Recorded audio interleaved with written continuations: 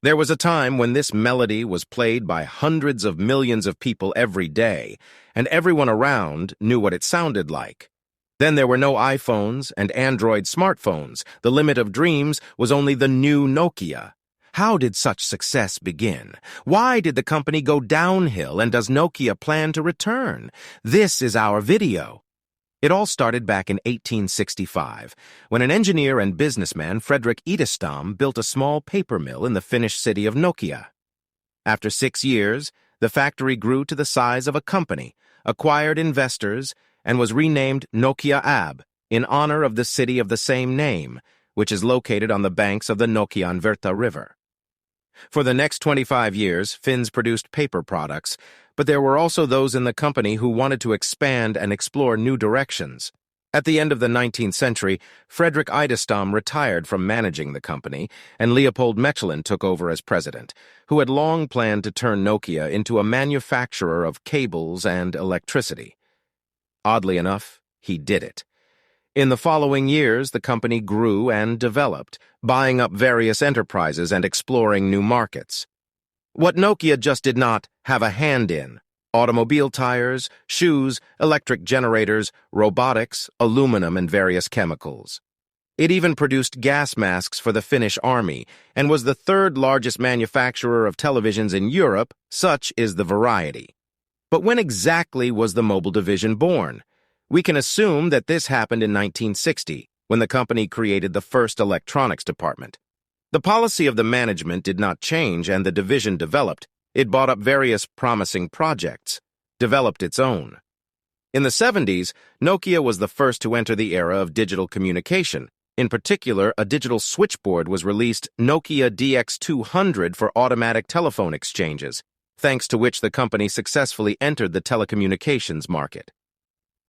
At the end of the 80s, due to the downturn of the global economy, Nokia fell into a state of crisis.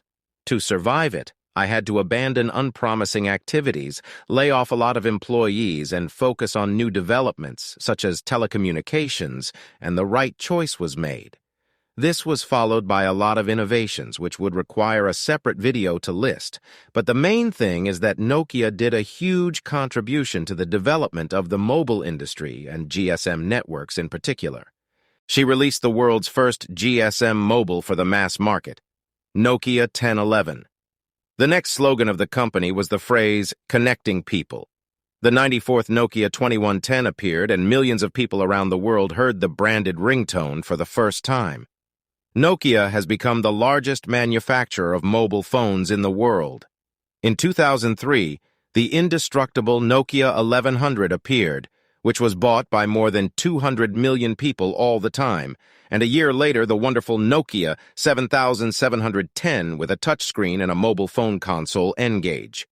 In general, since the 90s, Nokia has become the king of the mountain. There was no equal to her. Profits grew. Almost every new phone became unique, and probably still such models remain in the memory of many of us. Nokia's heyday stopped with the advent of the first iPhone and the Android operating system. Now, the Finnish manufacturer has serious competitors who have been developing their operating systems by leaps and bounds. Nokia also tried to keep up. The company actively invested in a platform called Symbian, but despite all efforts, it still couldn't compete with Apple and Google. As a result, the sale of devices under the brand Nokia began to fall rapidly. For the first time in many years, the business became unprofitable. In 2010, Stephen Elop, a native of Microsoft, came to the post of general director, and immediately Nokia began active cooperation with the software giant. All devices are switching to the Windows Phone platform, and the first Lumia are on sale. However, it was already too late. iOS and Android captured the market, and the Windows platform turned out to be raw and could not offer as many programs as App Store and Play Market. On September 3, 2013, Microsoft buys Nokia for almost nothing.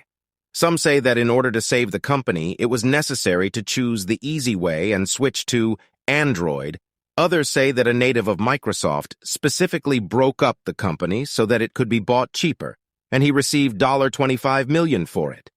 But the fact remains that Nokia has ceased to exist in its former form.